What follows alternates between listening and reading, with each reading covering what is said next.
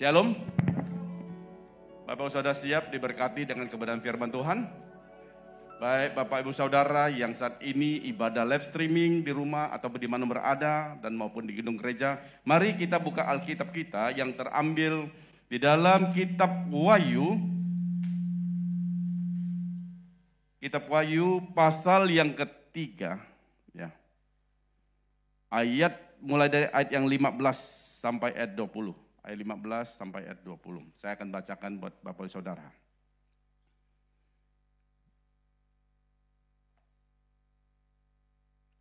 Aku tahu segala pekerjaanmu, engkau tidak dingin dan tidak panas. Alangkah baiknya jika engkau dingin atau panas. Jadi karena engkau suam-suam kuku dan tidak dingin atau panas, aku akan memuntahkan engkau dari mulutku. Karena engkau berkata, aku kaya dan aku telah memperkaya diriku dan aku tidak kekurangan apa-apa. Dan karena engkau tidak tahu bahwa engkau melarat dan malang, miskin, buta, dan telanjang, maka aku menasihati engkau supaya engkau membeli daripadaku emas yang telah dimurnikan dalam api, agar engkau menjadi kaya, dan juga pakaian putih supaya engkau memakainya agar jangan kelihatan ketelanjanganmu yang memalukan, dan lagi minyak untuk melumas matamu supaya engkau dapat melihat. Barang siapa ku kasihi, ia ku tegur dan ku hajar. Sebab itu relakanlah hatimu dan bertobatlah.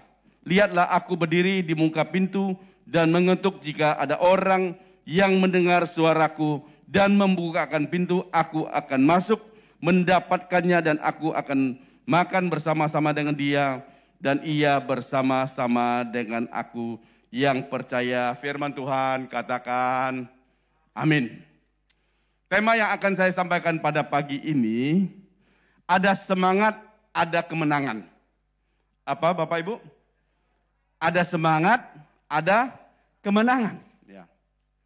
Kalau kita lihat kondisi hari-hari ini, di seluruh dunia digoncang oleh yang namanya pandemi COVID-19.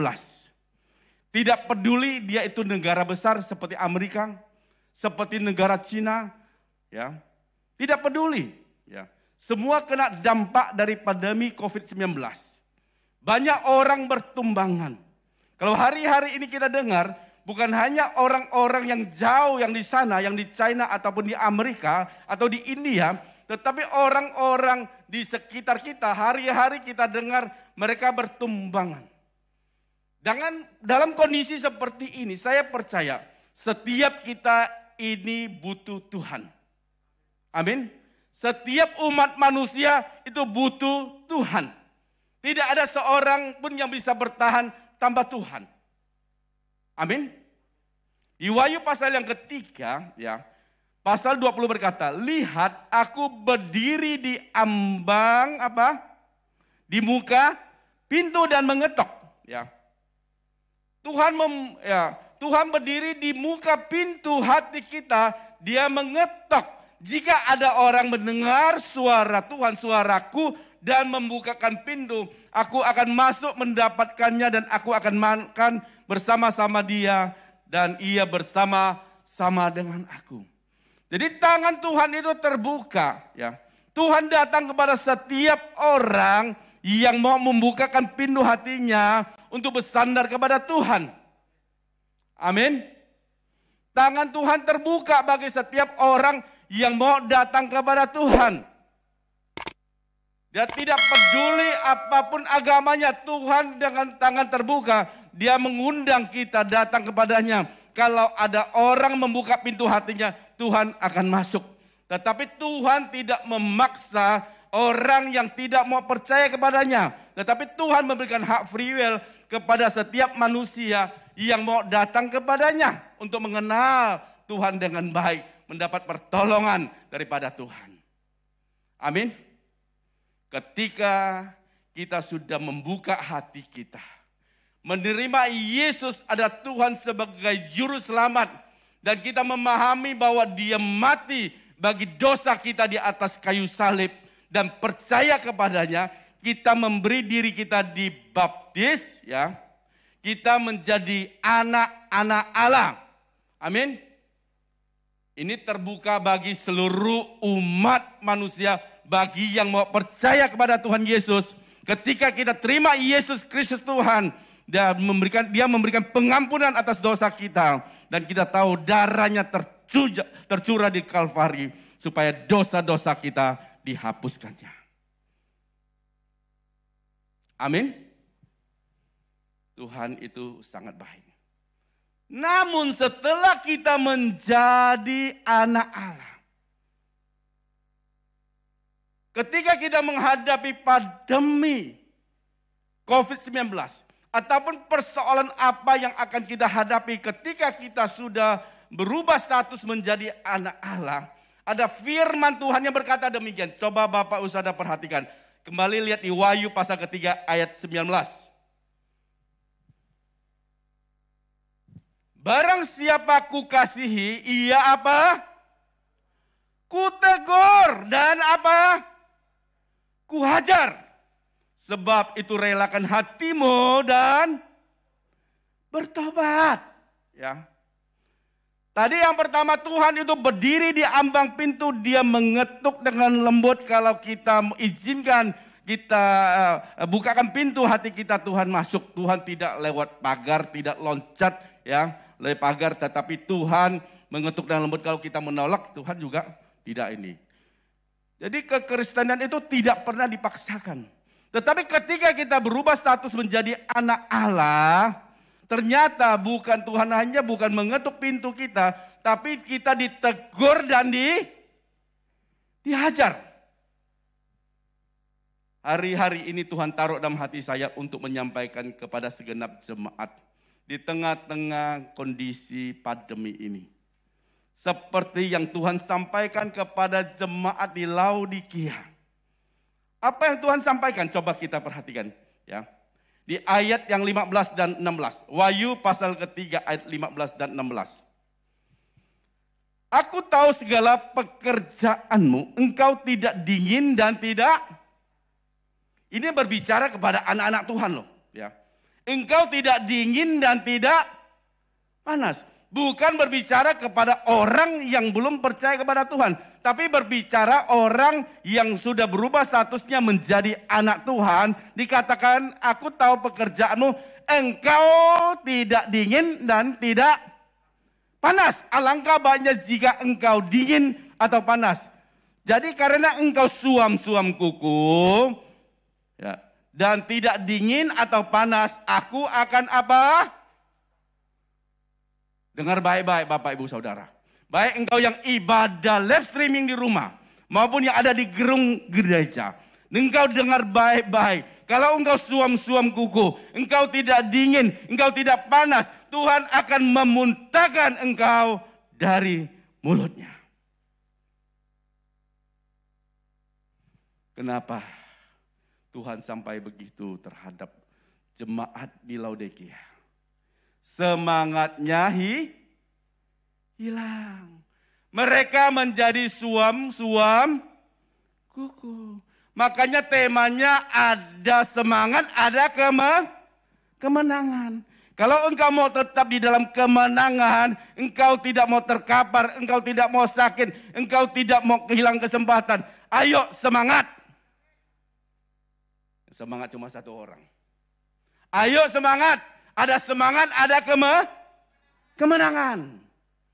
Ada apa dengan jemaat di Laodikia? Semangatnya hilang, mereka suam-suam kuku, tidak panas, tidak dingin, aras-arasan.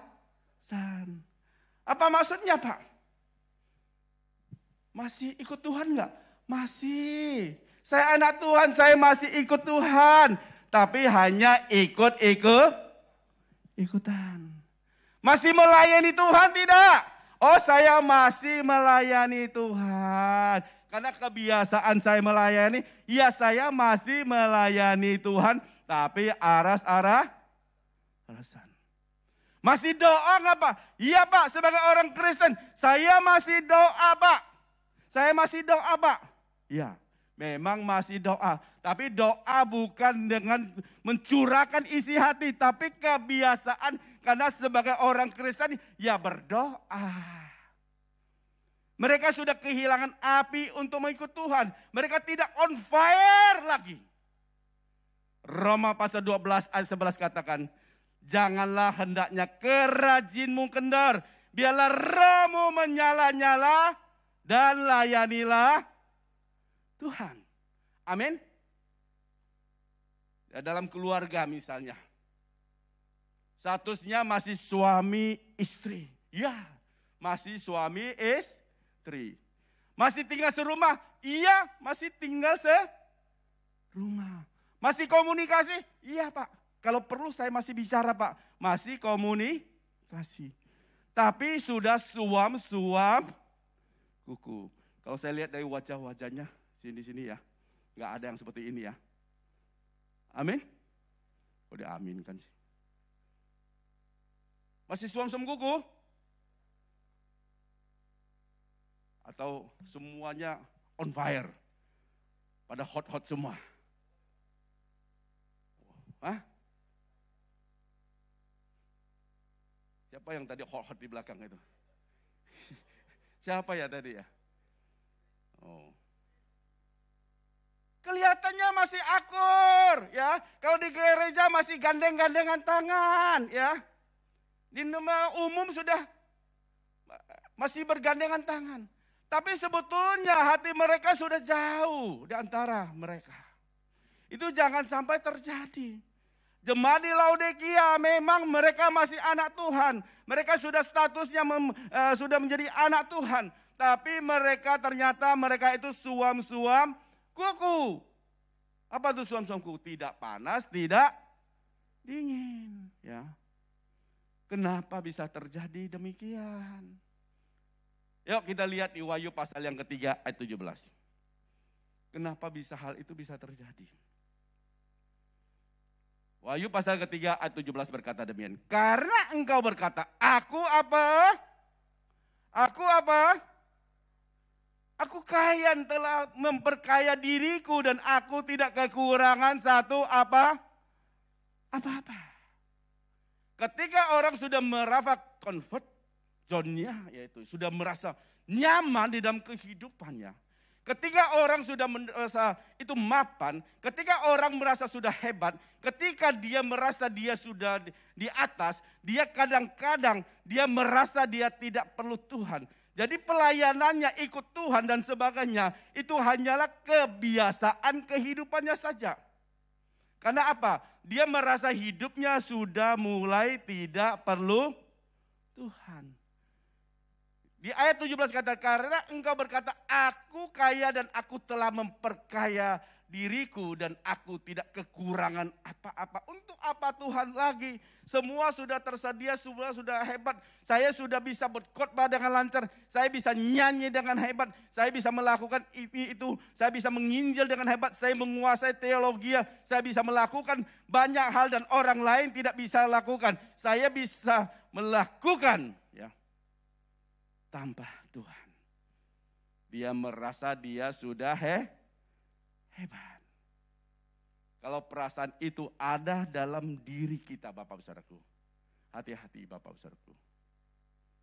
Kita sesungguhnya kita tidak bisa apa-apa tanpa Tuhan. Kita harus punya satu pandangan Bapak Saudaraku. Saya jujur kalau saya bisa berdiri di hadapan Bapak Ibu Saudara bukan kehebatan saya, bukan kepandaian saya, bukan apa-apa, tapi semua adalah anugerah Tuhan, kebaikan Tuhan, yang Tuhan nyatakan, yang Tuhan percayakan di dalam kehidupan saya. Amin. Ya. Seringkali antara keluarga menang-menangan karena merasa apa? Karena merasa dia yang paling benar. Karena dia merasa dia yang paling hebat, dia merasa dia yang paling superior. Untuk kembali kita on fire dengan Tuhan, ada berapa nasihat yang Tuhan nasihatin jemaat di Laodikia. Dan pada pagi ini Tuhan juga ingin menasihati kepada setiap kita untuk kembali on fire, untuk kembali semangat dengan Tuhan. Amin. Oleh sebab itu yang pertama, lihat Ida Wahyu pasal yang ketiga ayat yang ke-18. Bapak Ibu Saudara perhatikan. Maka aku menasihati engkau supaya engkau membeli daripadaku apa? Emas yang telah dimurnikan dalam apa? Api, agar engkau menjadi kaya, ya. Amin. Amin. Kalau Bapak Ibu Saudara lihat ayat terakhirnya, supaya jangan kelihatan engkau ketelanjanganmu yang memalukan dan lagi minyak untuk melumat matamu supaya engkau dapat melihat. Yang pertama apa? Emasku yang sudah dimurnikan dalam membeli emasku yang sudah dimurnikan di dalam apa? Di dalam api, ya. Tuhan menasihati jemaat di Laodikia supaya membeli emas yang sudah dimurnikan di dalam api. Apa maksudnya? Kalau Bapak Saudara baca di Mazmur pasal 19 ayat 127 berkata demikian. Itulah sebabnya aku mencintai perintah-perintahmu lebih daripada emas, bahkan daripada emas yang tua. Amin. Yang pertama yang saya mau bagikan kepada Bapak Ibu Saudara, bagaimana kita bisa tetap semangat, tetap on fire dengan Tuhan, kita harus belajar mencintai firman Tuhan daripada yang lain. Ya. Apa yang paling penting bagi hidup Bapak Ibu Saudara? Apa yang paling berharga bagi hidup Bapak Ibu Saudara? Tadi digambarkan sebagai membeli emas yang sudah dimurnikan. Tidak ada sesuatu di dunia itu yang lebih murni. Adalah satu-satunya firman Tuhan. Nggak ada yang amin. Ya. Firman Tuhan adalah satu-satunya yang paling murni di seluruh dunia, di jagat raya ini. Tidak ada yang lain. Hanya firman Tuhan yang sudah dimurnikan di dalam api seperti emas. Amin. Kita harus belajar mencintai firman lebih dari yang lain. Ketika Bapak Ibu Saudara jatuh cinta yang pertama kali. Ya. Ketika engkau mulai mencintai seseorang. Ya. Di dalam pikiran kita apa yang kita ingat? Selalu orang yang kita cintai, betul tidak? Pernah jatuh cinta? Pernah jatuh cinta? Kok semua pada diam? Jatuh cinta. Terus? Sejuta rasanya. Siang malam selalu ku bayangkan pada dia yang aku kasihi. Terus? Kalau kita lagi jatuh cinta, itu selalu di pikiran kita. Kita mau makan, ingat. Kita mau tidur, ingat. Ya. Oh, ragu-ragu sih jawabnya sih. Kita mau makan, ingat. Ya. Mau tidur, ingat.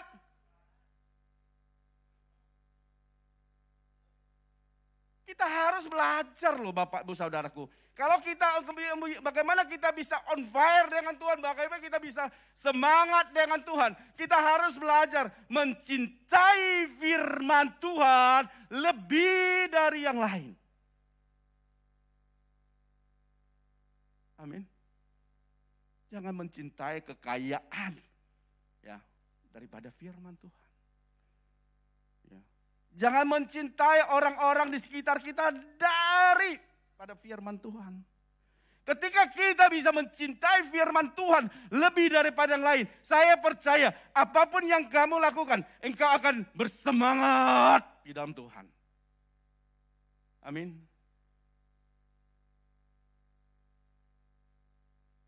Kalau engkau bilang engkau cinta kepada Tuhan, saya percaya apapun yang kamu lakukan, engkau pasti pikirkan firman Tuhan. Setiap langkah hidup setiap engkau melangkah, engkau pasti berpatronan dengan firman Tuhan. Setiap engkau melangkah, engkau bertindak, engkau pasti pikirkan firman Tuhan. Jadi kita tidak sembarangan dengan hidup kita. Karena kita mencintai firman Tuhan lebih daripada yang lain. Amin. Itu yang pertama. Yang kedua, bagaimana kita bisa tetap semangat sama Tuhan. Bagaimana kita bisa tetap on fire dengan Tuhan.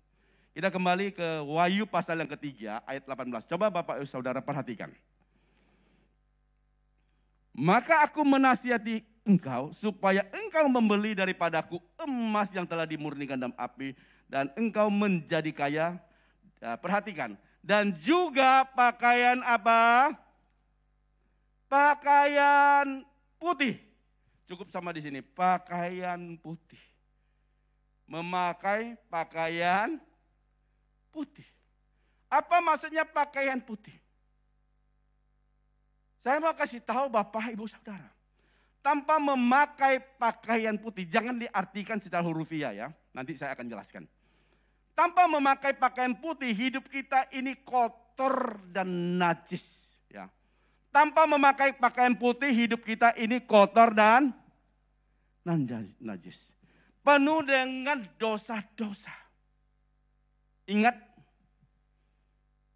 perumpamaan tentang seorang raja mengadakan perjamuan kawin untuk anaknya. Dia mengundang banyak tamu-tamu datang. Ya. Tapi di tengah pesta itu, raja melihat ada seorang yang tidak berpakaian pesta. Ya. Pernah tahu ya, itu kalau tidak salah di Injil Matius pasal 22, tidak usah baca ya. Saya cerita saja karena waktu. Di tengah pesta itu, ya, raja itu melihat seorang yang tidak berpakaian pesta. Ya. Banyak orang Kristen, Bapak Saudaraku, dia statusnya Kristen, mengaku Kristen, ya. Tapi pakaiannya tidak ada pakaian putih di dalamnya. Saya mau kasih tahu pengikut Kristus ya, bukan hanya sekedar agama. Dia harus mengerti bahwa darah Kristus ya membasuh seluruh hidupnya. Seumpama seperti pakaian yang sudah putih, yang tidak ada nodanya, tidak ada celanya, tidak bercacat celah. Karena apa? Tuhan Yesus yang membayar dia lewat darah Yesus, membasuh dengan darah anak domba sehingga kedapatan putih bersih. Ketika kita dibaptis, kita celupkan di dalam air. Dosa-dosa kita, kenajisan kita, kekotoran kita, itu kita kuburkan, kita bangkit sebagai manusia baru yang tidak ada utang dosa lagi, seperti pakaian putih yang tidak ada nodanya. Gak ada yang amin. Saya sudah teriak-teriak. Saya sudah banyak tes. Dan saya sudah banyak uji, banyak orang Kristen tidak mengerti ini. Ini kewajiban gereja untuk meledakkan dasar yang benar bagi seorang Kristen. Saya banyak tanya, Pak, Bapak Ibu, Bapak agama apa? Saya Kristen. Ya. Kenapa Bapak Ibu Saudara, Bapak Ibu percaya Yesus? Ya, saya datang. Ada minyak urapan, nanti saya sembuh. Waduh. Kalau itu dukun bisa. Saya kasih tahu, dukun bisa. Bu, kenapa engkau jadi Kristen? Kalau saya jadi Kristen, nanti saya diberkati Tuhan. Engkau cari paranormal, bisa membuat engkau kaya. Tapi kalau engkau menjadi Kristen, engkau harus tahu dasar yang benar. Bahwa darah Kristus membasuh engkau lewat pengorbanan di atas kayu salib. Engkau dimurnikan, engkau disucikan. Engkau seperti pakaian putih yang tidak ada nodanya. Amin Bapak Ibu. Seringkali gereja Tuhan tidak mengerti. Anak-anak Tuhan tidak mengerti. Kenapa yang penting dia tahu dia adalah seorang Kristen. Bangga dengan Kristennya. Tapi dasar imannya tidak kuat. Sekali lagi ini kewajiban gereja Tuhan untuk meletakkan yang benar. Sehingga orang Kristen punya iman, track imannya menjadi benar di hadapan Tuhan. Amin. Bagaimana kita bisa tetap on fire. Ya. kita selalu harus sadar, Bapak Saudaraku. Kita selalu harus sadar. Hidup kita ini karena anugerah Tuhan dalam hidup kita. Kita harus selalu sadar bahwa hidup kita karena anugerah, bukan kehebatan kita, bukan kegagahan kita, bukan kepandaian kita, bukan penguasaan teologi kita. Tetapi semua itu anugerah Tuhan yang Tuhan sudah nyatakan dalam hidup kita. Amin Bapak Ibu. Kalau itu ada dalam Bapak Ibu Saudara, saya percaya apapun kondisi, walaupun dunia boleh goncang-gancing, walaupun pandemi boleh menyerang seluruh umat manusia, kita tetap akan on fire dengan Tuhan. Amin Bapak Ibu. Ingat Bapak Saudaraku, engkau boleh ada sebagaimana ada. Semua itu karena anugerahnya dalam kehidupan kita. Amin. Yang terakhir, bagaimana kita bisa tetap semangat on fire dalam Tuhan. Kita kembali ke Wahyu pasal ketiga ayat 18. Coba Bapak perhatikan. Saya sekali lagi akan bacakan buat Bapak Saudara. Maka aku menasihati engkau supaya engkau membeli daripadaku emas yang telah dimurnikan dalam api, agar engkau menjadi kaya, juga pakaian putih supaya engkau memakainya, agar jangan kelihatan ketelanjanganmu yang memalukan. Dan lagi minyak apa? Untuk melumas matamu. Garis bawah minyak untuk melumas matamu supaya engkau dapat melihat. Lagi aku minyak untuk melumas matamu supaya engkau dapat melihat. Memang kadang mata kita sulit membedakan ya, mana yang benar dan mana yang salah. Ya. 2 minggu yang lalu kalau Bapak Saudara masih ingat, saya berbicara di tempat ini, berbicara tentang 5 gadis bodoh dan 5 gadis bijaksana. Ingat ya? Ya. 5 gadis yang bodoh itu, dia bawa pelita tapi tidak membawa minyak. Tetapi gadis yang bijaksana itu, dia bawa pelita juga bawa minyak. Ketika saya berbicara tentang minyak, apa itu arti minyak? Minyak itu berbicara tentang hidup di dalam kebenaran. Amin. Ya, tadi saya bicara, tadi kita bisa on fire dengan Tuhan. Kita harus mencintai firman Tuhan, kita baca firman, kita kesukaan kita firman Tuhan. Kita juga senantiasa ingat bahwa hidup kita karena anugerah Tuhan dalam hidup kita. Yang ketiga Bapak Ibu Saudara, kalau bagaimana kita bisa tetap on fire semangat dengan Tuhan. Ya. Yang ketiga itu kita harus berani bayar harga untuk hidup di dalam kebenaran. Ya. Gak ada artinya apa-apa kalau engkau jadikan firman Tuhan hanya untuk pengetahuan Bapak Ibu Saudara saja. Engkau hanya menjadikan Tuhan sebagai korban untuk kehidupan kamu saja. Kalau engkau tidak berani hidup di dalam kebenaran, Tuhan nuntut kita untuk hidup di dalam kebenaran. Ya. Jangan kita dapatkan kita punya pelita, ya kita ada orang percaya kepada Tuhan, orang lihat seperti kita seperti orang terang. Tapi dalam diri kita tidak menjalani hidup dalam kebenaran. Hidup kebenaran itu ada harga yang harus dibayar. Makanya Tuhan berkata, kalau ikut aku harus pikul salib dan sangkal diri. Itu tidak gampang loh Bapak Ibu Saudaraku. Ketika engkau terima Yesus, ya itu gratis. Ya, tapi ingat, dia bukan Tuhan yang murahan. Dia raja di atas segala raja, dia pencipta jagat raya. Dia memberikan hidupnya yang berharga supaya engkau diselamatkan. Ya. Gratis bukan barang yang tidak berharga. Justru ini yang paling berharga yang Tuhan berikan kepada kita Bapak Saudaraku. Jangan sia-siakan itu. Kita dituntut untuk hidup di dalam kebenaran.